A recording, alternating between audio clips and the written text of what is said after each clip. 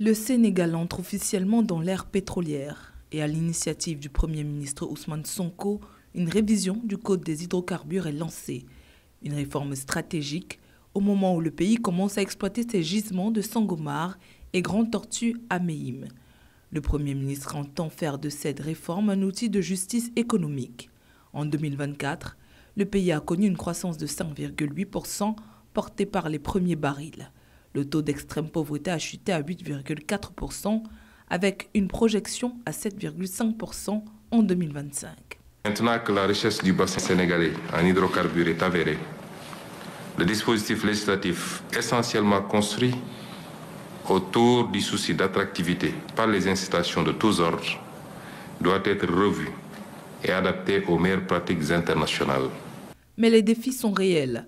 105,9% de dette publique, 11,5% de déficit budgétaire et la nécessité de poser des garde-fous contre la corruption et les abus.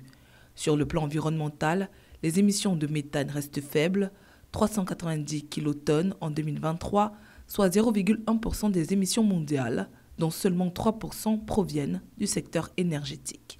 La revisitation de tous les dispositifs législatifs pour les rendre les plus favorables aux intérêts du pays et du Sénégal.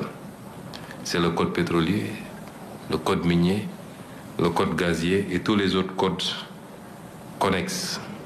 Un travail important est en train d'être fait. Parce que quand bien même les codes tels qu'ils sont actuellement n'ont pas été faits dans le meilleur intérêt de notre pays, on aurait pu en tirer quelque chose. Mais à la pratique, nous nous sommes rendus compte d'énormément de violations.